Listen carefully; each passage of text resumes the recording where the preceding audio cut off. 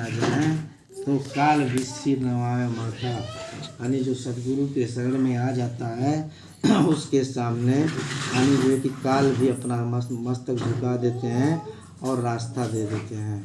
इसलिए ऐसे सामर्थ्यवान के पास आकर के हमें चिंता फिक्र से अलग थलग होना चाहिए।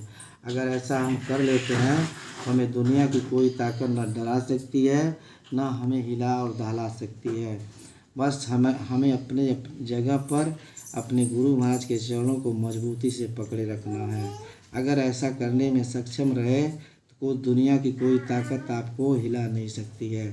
जैसे तूफान एक नहीं हजार आए, चट्टान अपने जगह पर पड़ा रहेगा, ऐसे ही साधक जो चट्टान की तरह अपने गुरु के चरणों को पकड़े रखता है तो दुनिया की कितनी आफतों और मुसीबतें आए उसे हिला नहीं सकती है। कहते हैं चाहे अग्नि में मुझको जलना पड़े, चाहे कांटों पे मुझे चलना पड़े, चाहे छोड़ के देश निकलना पड़े, रहे ध्यान तुम्हारे चरणों में। यानी चाहे कांटों पर चलना पड़ जाए फिर भी जो चट्टान की तरह है उसको किसी प्रकार का प्रभाव नहीं पड़ता है। कांटे भी उसके मुख मुड़ जाते हैं, अंधेरे भी उजाले में बदल जाते हैं, गहरे खाई भी यानी समतल हो जाते हैं। अगर वो सागर लहरा रहा है डुबोने के लिए वह समतल धरातल हो जाता है। लेकिन आपका सच्चा लगन, सच्चा विश्वास मालिक के चरणों में होना चाहिए। अगर ऐसा है ये संसार में रोना धोना पाना खोना तो लगा रहेगा। ये संसार में एक अकाट्य सत्य और अटल सत्य भी मृत्यु है। तो इससे हमें और आपको घबराने की आवश्यकता नहीं है, क्योंकि यहाँ जो भी आया छोटा बड़ा अमीर गरीब चींटी चींटा दिमके जितने भी कीड़े पतंगे आए जो भी आए हैं कोई भी इस मृत्यु के ऐसे अटल सत्य से कोई बच नहीं सका।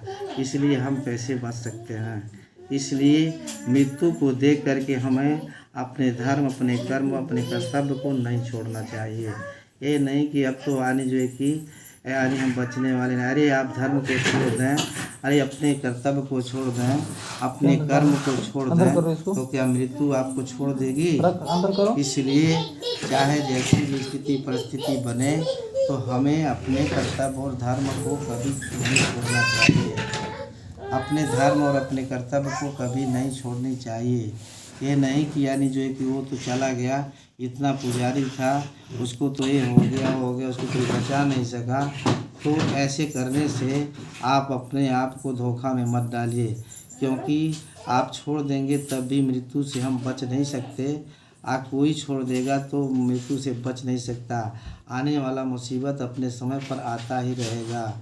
अब यानी डर के मारे जैसे मान लीजिए हम बाइक से चल रहे हैं रोड पर और एक्सीडेंट के डर से हम बाइक चलाना बंद कर दें तो क्या यानी दुर्घटना नहीं होगा।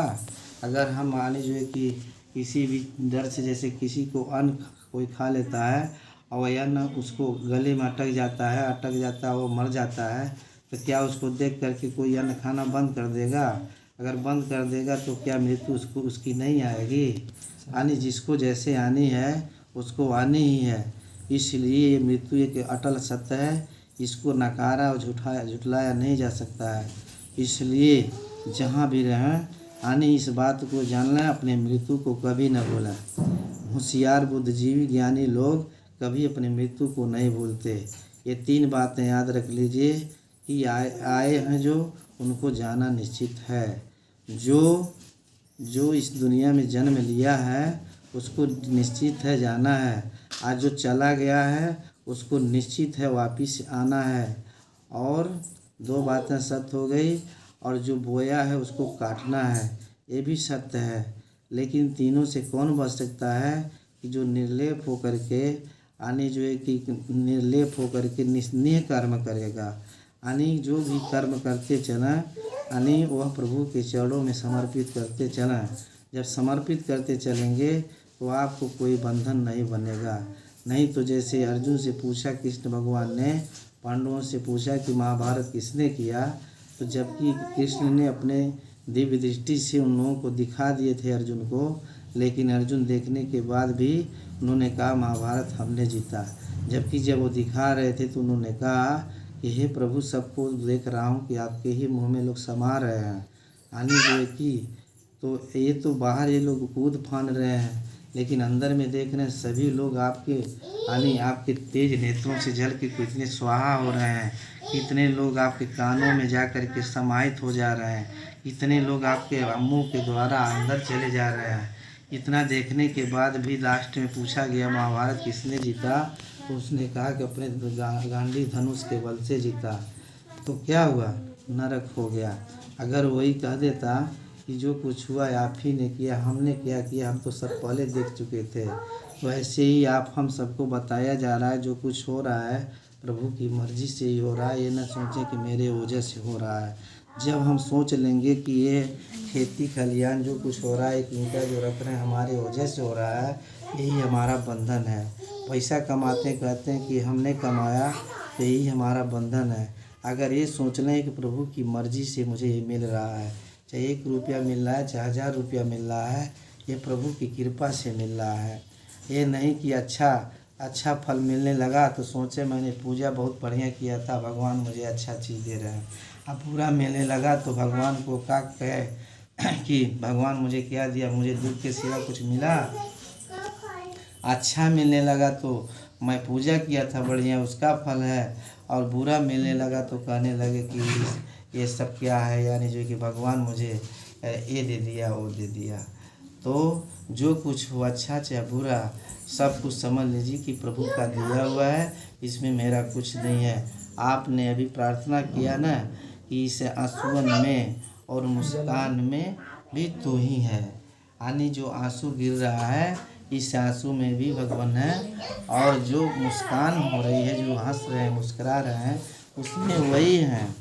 ये यानी जो है कि यहाँ जो दे क्या लिखे हैं, यानी जो है कि तू ही देता खुशियाँ सबको, तू ही छीन सब लेता है। देता तू ही खुशियाँ सबको, तू ही छीन लेता है। कोई लूटता है, कोई लूट रहा है, ये तो एक बहाना है। कोई लूटता है, कोई लूट रहा है, ये तो एक बहाना है। तो क्या है, यानी जो कुछ हो रहा है, जो लुटवा रहा है, जो लूट रहा है, सब में तो वही है, सब में वही है। उनकी मर्जी समझ करके अगर आपका पैसा गिर जाता है, समझ लीजिए कि पैसा गिरा नहीं, वो प्रभु की मर्जी से हुआ है। अगर आपको कुछ मिल गया तो समझ लीजिए प्रभु की मर्जी से हो रहा है। यानी ये नहीं कि ये काम हो गया तो मेरी मर्जी, काम खराब हो गया तो तेरी मर्जी, ऐसी बात नहीं। तो ये प्रभु की मर्जी को समझने का कोशिश करें। चाहे अच्छा दिन हो बुरा हो, सब प्रभु का ही दिन है। शुभ और अशुभ उनके खाते में नहीं है। शुभ अशुभ इस संसार वाले यानी जो कि जो ये वेद वेदांती जो हैं, वेद वेदांती वेदों को पढ़ने वाले हैं, उनके लिए शुभ है, उनके लिए अशुभ है। लेकिन जो ये पंचवेदी हैं, यानी जो चारों वेदों से ऊपर हैं, यानी जो है कि उन वेदों में शुभ और अशुभ नहीं है। तो शुभ अशुभ को काटना है तो आप अंतरघाट में बैठ कर के माली ने जैसा बताया है वैसा करके देखिए। उसके बाद देखिए आपको मौत नहीं डरा सकती है। मौत दहाड़ेगी, लेकिन आपको दहाड़ेगी नहीं, आपकी इच्छा की मर्जी के विरुद्ध वो छू भी नहीं सकती जब तक आप चाहेंगे नहीं। यही कारण है दधीच मुनि का नाम आप लोग सुने थे कि जब यानी दैत्यों ने अत्याचार कर दिया, कोई भी मारने का उपाय राक्षसों के पास, देवताओं के पास नहीं रहा, तो ब्रह्मा जी के पास लोग गए कि यह राक्षस कैसे मारा जाएगा, वृत्तासुर। तब यानी जो है कि ब्रह्मा जी अपने शास्त्र को उठाया और देखा कि मेरे पास कोई हथियार ही नहीं है जिससे यानी इस राक्षस को मारा जाए। लास्ट में देखते देखते गए कहे कि धरती पर एक दक्ष यानी जो है कि वो कौन बताएं, दधीच मुनि, दधीच नाम का एक मुनि है। वह तपस्या करके अपने शरीर को इतना तपा दिए हैं, उनकी हड्डी अगर वो दे दें, उस हड्डी से हथियार बनाया जाए तो उसी से वो राक्षस मारा जा सकता है। तो ये हुआ कोई अपना हड्डी देगा तो कहे कि आप जाइए। तो देवराज इंद्र ब्राह्मण का रूप बना करके दधीच मुनि के पास आए और दधीच मुनि से उन्होंने निवेदन किया है, ध्यान मग्न थे, ध्यान इनका टूटा। पूछे अरे देवर्षि क्या नाम है देवराज, आप कैसे पधारे? उन्होंने कहा कि एक निवेदन लेकर के पधारे हैं, अगर हुक्म हो तो मैं कुछ कहूँ। तो उन्होंने हुक्म दिया कि बोलिए, मेरे राय जो सेवा होगा करेंगे। तो उन्होंने कहा कि हुक्म नहीं, निवेदन यही है कि यानी राक्षस इस संसार में आफत मचा दिए हैं, स्वर्ग लोक पर भी अधिकार करने जा रहे हैं। तो ब्रह्मा जी ने बताया कि दधीच मुनि के पास चले जाइए और उनकी हड्डी अगर मिल जाए, उससे हथियार बनाया जाए, तभी जा कर के वो मारा जाएगा। दधीच मुनि यानी कहे ये तो मेरे लिए अपार खुशी की बात है कि मेरी आत्मा का भी काम हो गया। मैं इच्छा के विरुद्ध में जी रहा हूँ, मैं जीना नहीं चाहता, क्योंकि मुझे इस शरीर में बहुत कष्ट मिल रहा है और मेरा उम्र बहुत लंबा हो गया। क्योंकि जो साधना करता है उसकी सांस की पूंजी खर्च नहीं होती है। भगवान के दरबार में दिन की गणना नहीं होती, सांसों की गणना होती है। तो उनकी बताए कि मैं अपनी इच्छा के विरुद्ध जी रहा हूँ और सोच रहा हूँ क्या करूँ, कैसे कटेगा। तो बड़ी अच्छी बात कि मेरा भी काम हो गया और मेरे इसी शरीर से संसार में सारे देवी देवता और मनुष्यों का काम हो जाएगा। तो तुरंत तो घबराए नहीं और तुरंत अपनी सहयोग साधना से शरीर को छोड़ दिए। तो कहने का तात्पर्य ये समझ लीजिए कि जो साधना करता है मौत उसके अधीन होती है। हमारे कहने का तात्पर्य यही है कि मौत उनके अधीन होती है, मौत के अधीन वो नहीं हुआ करता है। वो चीज़ वो मालिक ने आप हम सबको दिया है, आप उसको अपनाएं अपने जीवन में। मौत आपका गुलामी करेगी, मौत आपकी गुलामी करेगी। जिस मौत से आपकी हड्डी थर थर काँपती है, वह आपको देख करके उस मौत का हड्डी थर थर काँपेगी। जब तक आपका हुक्म नहीं होगा तब तक आपके शरीर की परछाई को टच नहीं कर सकती, छू नहीं सकती है। इसलिए सुबह और शाम आप जो है कि अपनी आत्मा को जगाने के लिए सुबह शाम बैठिए। बार बार हमें इसी बात पर जोर देते और मालिक भी इसी बात पर जोर देते, भजन करो भजन करो भजन करो। लेकिन जितना जोर हम संसार के लिए दे रहे हैं वही उसका जोर का अगर 4 आना कर दे दें तो हमारी आत्मा इतना बलशाली और शक्तिशाली हो जाएगी कि अंधेरे तो क्या यानी अंड खंड ब्रह्मांड को चीरते हुए अपने निर्देश को जा सकती है। लेकिन हम यानी जो कि हमारी आत्मा के पास इतना तीव्र तेज होते हुए भी इसके ऊपर इतना जंग लग गया है कि दूसरे को तीस यानी छेदेगी क्या, ये अपने आप में यानी जो कि जंग से प्रभावित है और अब इसका चमक, इसका निखार ही खत्म हो चुका है। इसलिए उस निखार को, चमक को लाना है तो रोज़ाना सत्संग में बैठिए और रोज़ाना यानी जो है कि शब्द शिला पर धोइए निकसे रंग अपार। यानी जो है कि शब्द शिला, शब्द रूपी यानी जो कि पत्थर पर इसकी घिसाई कीजिए, रोज़ रोज़ घिसाई कीजिए। इस यानी जो कहते हैं कि क्या कहते हैं, एक निरीक्षणा होता है कि आँख कान मुख बंद कराओ, अनंत जिंगा शब्द सुनाओ, दोनों तिल इकतार मिलाओ, तब देखो उलझा रहा है। यानी जो कि मध्य मांस मिथ्या डारो, यानी जो है कि मध्य मांस मिथ्या डारो, शील क्षमा संतोष सद्धारो। ये सब चीज़ धारण करिए, उसके बाद इसके अंदर निखार पैदा हो जाएगा। तो देखिए अपने आप को कि उसमें यानी उस श्याम सुंदर को देखिए। श्याम सुंदर जो कहते हैं भगवान श्याम है, काला है, यही नहीं आप लोग सुनते आए हैं, लेकिन वास्तविक रूप से वो उनको मालूम ही नहीं है कि भगवान काला कैसे है। यानी जब ये आप अपनी आँखें बंद करते हैं, तो जब आँखें बंद करते हैं तो कैसा लगता है, सबकी आँखों के सामने अंधेरा और काला ही दिखता है। उसी काले के बीच में, उसी अंधेरे के बीच में जब आपका जो नेत्र का जो ज्योति है इधर उधर बिखरा हुआ है, जब एकाग्रता को प्राप्त होगा तो एकाग्रता जैसे टार्च है, टार्च का रोशनी जब आप उसका जो छैयाँ काटते हैं तो एक जगह उसका फोकस जाता है, ऐसे इसका छैयाँ काटेंगे यानी एकाग्रता इसको लाएंगे तो एक जगह उसकी यानी रोशनी पड़ेगी। तो जब रोशनी पड़ेगी उसी अंधेरे में यानी जो है कि उस दिव्य ज्योति का जो दर्शन करे वह भवन मुक्त हो। यानी जो दिव्य ज्योति का वही दिव्य ज्योति, इसीलिए कहते हैं भगवान श्याम सुंदर। उस श्याम वर्ण के बीच में, उस श्याम पर्दे के बीच में भगवान का दर्शन हुआ करता है। लेकिन जब हम उसके लायक बनेंगे तब तो। लिखने वाला तो लिख रहा है भगवान श्याम है, कल्पना कर रहा है, लेकिन भगवान श्याम नहीं है। उनकी सुंदरता के सामने कोई उपमा भी नहीं है कि कैसे है कैसे नहीं है। जिसने देखा कि जिसकी आँखें देखी सो सुख जाने, मेरी नैना कह नहीं सके मुख नहीं बहना। आने जो है कि वह आँखें भगवान के दर्शन का सुख जो है वो मेरी आँखें ही जानती है जिन्होंने दर्शन किया है।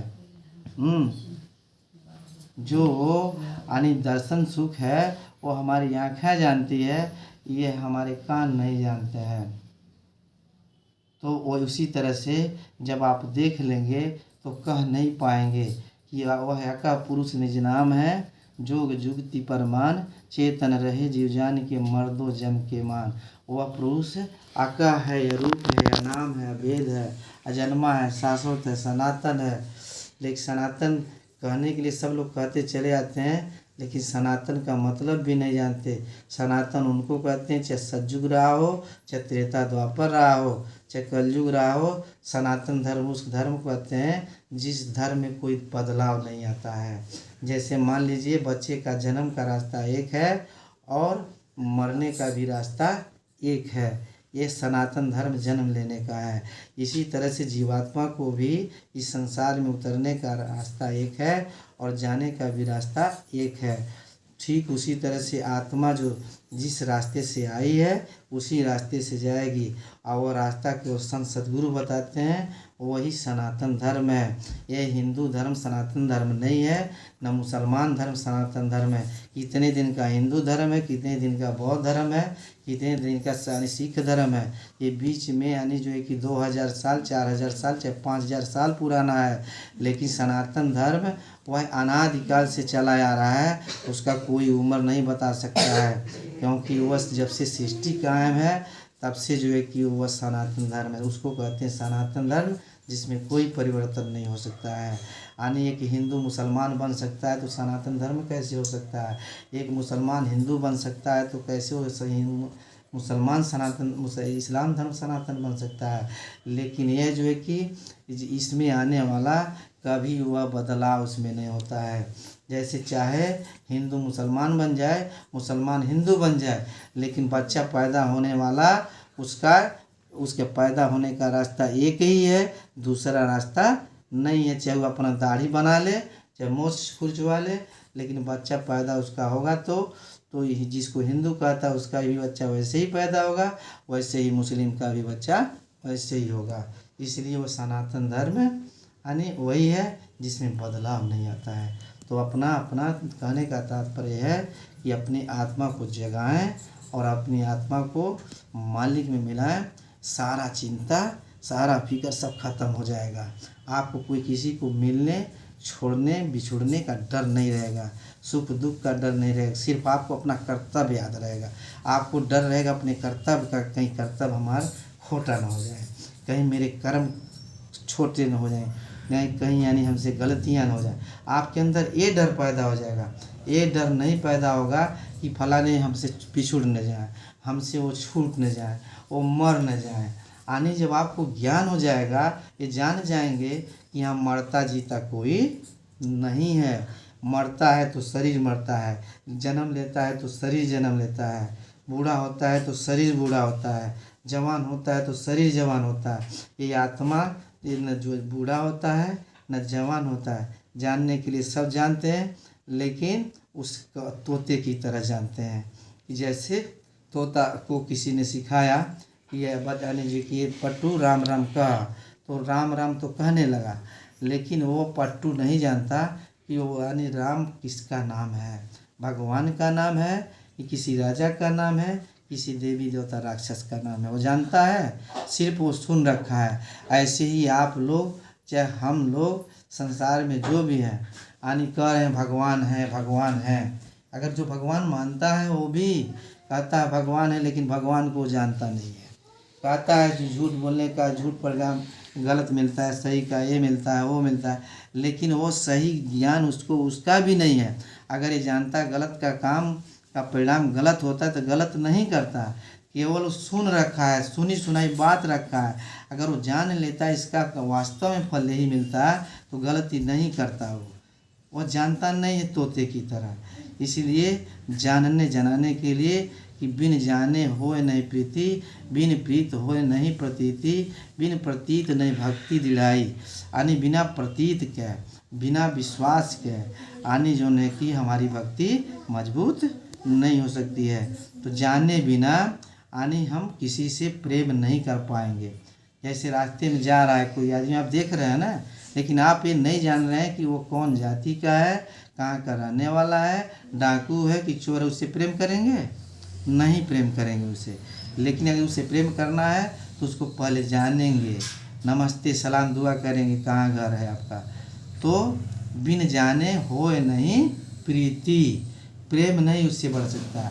आज जब प्रेम हो जाएगा तब उसके प्रति आपका विश्वास जम जाएगा, ये अच्छा इंसान है, इनसे दोस्ती करने लायक है।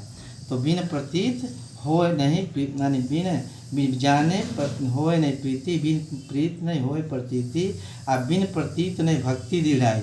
और जब तक हमारा प्रतीत यानी आपका अपने पे विश्वास नहीं होगा तब तक हम आपके बुलाने पर कहीं जा नहीं पाएंगे, आपके कहने पर हम कहीं जा नहीं पाएंगे। जब हमारा विश्वास दृढ़ हो जाएगा तब हम कहीं जा सकते हैं, बुलाएंगे जय गुरुदेव, विश्वास बढ़ गया है, अंधेरा है जय गुरुदेव, आप जानते हैं कोई नहीं आएगा, हम बुलाएंगे जय गुरुदेव आ जाएंगे, मजबूत हो गए हैं आप, आपको डर नहीं है, आप जानते हैं जहाँ बुलाएंगे आ जाएंगे। तो इसी तरह से तो तोते की तरह ना बने, भजन करें, साधना में तल्लीन हो जाएं और अपने आत्मा को जगाने में लगें। सुबह 4 बजे जगें, जाग करके पहला काम दिन का शुरुआत भगवान से, मालिक से अरदास करें। पहले नंबर मालिक को शुक्राना करें। अगर कुछ नहीं कर सकते हैं इतना हाथ जोड़ करके बिस्तर पर ऐसे करिए कि हे प्रभु, आपने मुझे मानव शरीर दिया है, आपको थैंक यू, शुक्रिया, धन्यवाद। इतना तो जरूर बोलिए, हे प्रभु आपने हमारे जीवन में बहुत खुशियाँ दिया है, आपको थैंक यू, शुक्रिया, धन्यवाद। हे बाबा जय गुरुदेव, आपकी कृपा से मुझे भरा पूरा परिवार मिला है, आपको थैंक यू, शुक्रिया, धन्यवाद।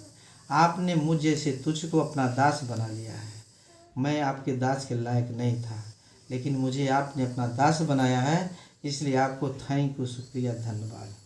इतना इससे शुरू करके आप देखिए तो सही, 1 हफ्ते में अपने जीवन में बदलाव देखिए और अपने कर्म में बदलाव देखिए, अपने रोजी रोजगार में बदलाव देखिए, अपने आचार विचार, अपने परिवार में सुख शांति के विषय में देखिए बदलाव। और ये अमीरी गरीबी सुख दुख तो लगा रहेगा, लेकिन इसको करके तो देखिए। और अंत में जो भी करना है अपना भजन पूजा करिए, लेकिन सर्वप्रथम तो मालिक को शुक्र गुजार कीजिए, उनको धन्यवाद दीजिए। इन्हीं वचन के साथ हम अपने वचन को विराम देंगे। मालिक का संदेश तो अपार है, वो कितनाओं कहा जाए फिर भी कम है, इसलिए इतना समय दिया कि इतने लोग जल्दी इकट्ठा नहीं हो पाते हैं। और दूसरी बात, जीवन बहुत ही कीमती है और सांस कीमती है। कहते हैं सांसों का क्या भरोसा, रुक जाए चलते चलते, ये जीवन की ये ज्योति बुझ जाए जलते जलते। तो इसका कोई गारंटी नहीं है कि अभी सांसें चल रही है, हो सकता है सांस बंद हो जाए। जैसे दीपक जल रहा है, न जाने कब चिराग बुझ जाए। तो इसीलिए इसका कोई भरोसा नहीं है कि तुमको कहते तूने समझा नहीं खेल इसका, समझा नहीं इशारा, क्यों हर बात तेरी बिगड़ी हर बार बनते बनते। आपने इसके खेल को समझा नहीं कि बार बार आपकी बात आने जो कि बिगड़ जाती है। आप इसके खेल को समझ नहीं पा रहे हैं कि क्यों ऐसा हो रहा है कि हम काम बनाते हैं फिर बिगड़ जाता है। तो तू समझा नहीं खेल इसका, क्यों बात मेरी बिगड़ी हर बार बनते बनते। तो हर बार कोशिश करते हैं बनने का, बिगड़ जाता है। तो यही बात है। तो यह जीवन बहुत ही कीमती है। यही सोच समझ करके बात रखा गया। ये कहा नहीं जा सकता है कि आज हम बोल रहे हैं कि 1 मिनट के बाद बोलेंगे कि नहीं बोलेंगे। ये सबके लिए लागू होता है, एक व्यक्ति के लिए नहीं। नहीं कि कोई बीमार है तो उसके लिए, यानी वो किसी का इंतज़ार नहीं करता है। इसलिए हमें अपने एक एक सांस का कदर रखें और उस पर ध्यान रखें और भजन जरूर करें, चाहे अकेले रहें चाहे 4 जने के बीच में रहें। समय हो जाए अपना कार्य जरूर करें। उपदेश ना करें बल्कि उपदेश अपने जीवन से, अपने कर्म से करें। हाँ, ज़रूरत आ जाता है अपने गुरु भाइयों के बीच में गुरु महाराज के दिए संदेश को अपना आदान प्रदान कर दें कि हो सकता है कुछ हो, वो भूल गए हों तो बोल देंगे तो हमको याद हो जाएगा, हम बोल देंगे कुछ उनको भूला होगा तो उनको याद हो जाएगा। न कि आपको उपदेश देने के उद्देश्य से, सत्संग करने के उद्देश्य से, ऐसी बात नहीं। उसको हम लोग याद करने के उद्देश्य से। जैसे एक सखी से बात करती है तो क्या करती है, वो किसी की चर्चा नहीं करती है, अपने पति की चर्चा करती है, अपने ससुराल के घर की चर्चा करती है, चाहे गरीब घर की हो चाहे मेरे घर की हो। तो ऐसे ही यानी हम लोग एक पति के घर के रहने वाले हैं।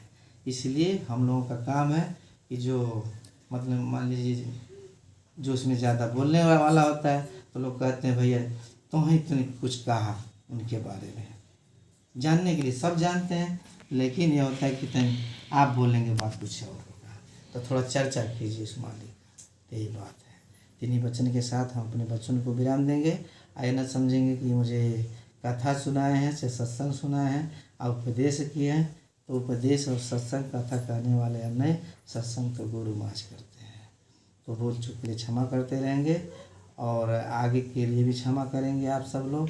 कोई अगर त्रुटि बनी हुई होगी, क्योंकि जीवन हो सकता है कि कभी ऐसा आता है कि किसी को बोलने भी नहीं देता है, कि कुछ कहना चाहे तो कहने भी नहीं देता है, क्योंकि समय आ जाता है तो कहते हैं कि समय, ग्राहक, मौत, ये 3 चीज़ किसी को चांस नहीं देता है। इसलिए समय से पहले हम लोगों को अपना काम कर लेना चाहिए। तो इन्हीं वचन के साथ अपने वचन को विराम देंगे। जय गुरुदेव।